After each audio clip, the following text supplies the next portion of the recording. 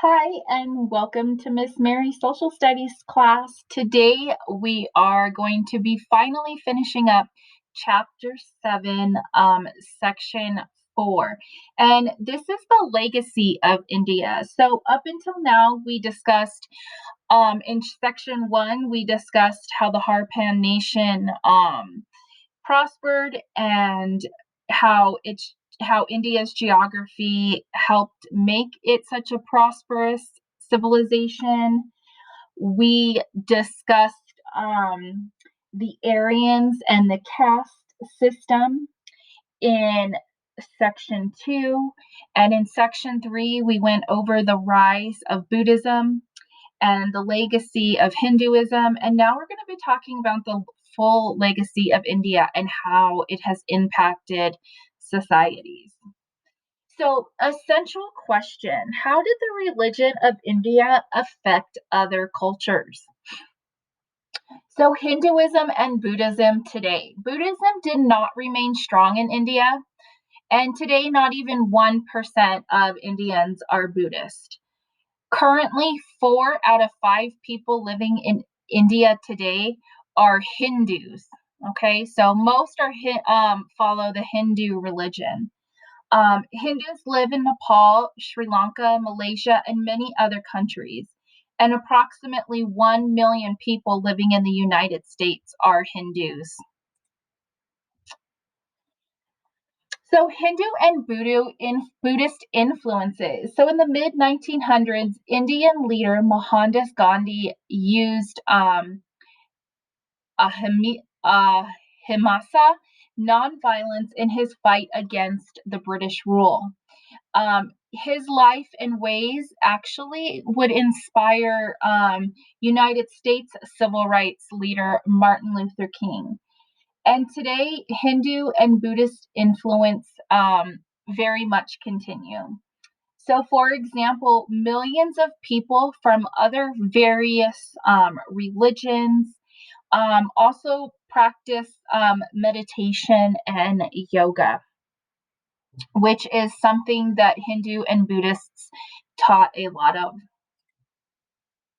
So, India's legacy: the arts of India have strongly influenced the world.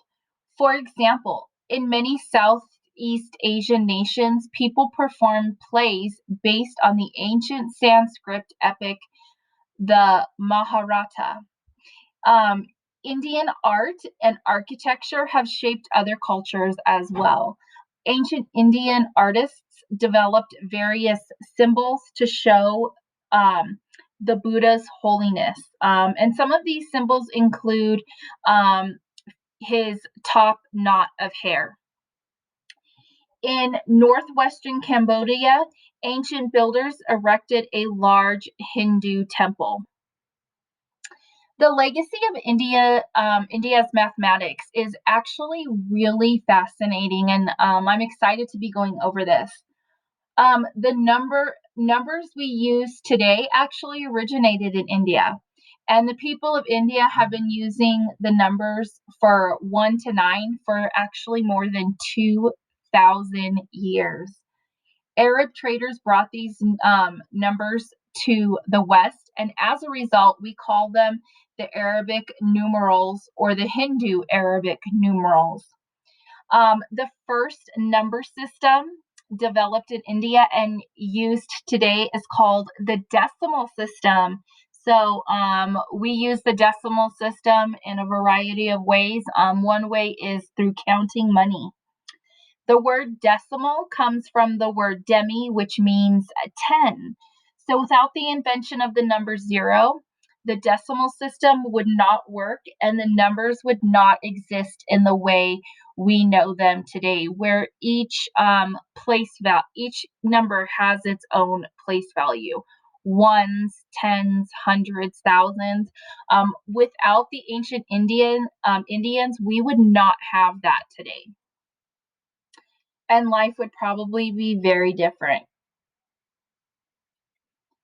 So that is the end of this section. It was a rather quick session. Some other things that India brought to us was pie. and that is the 3.14. Um, what we use to find the circumference of a circle. And so a lot of mathematics and wonderful things were given to us by India. And I would encourage you to go and research some more things that ancient Indians gave us today.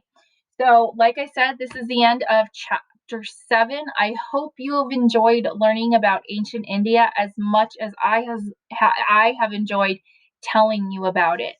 Um, See you soon and see you in the next chapter of great and amazing ancient civilizations.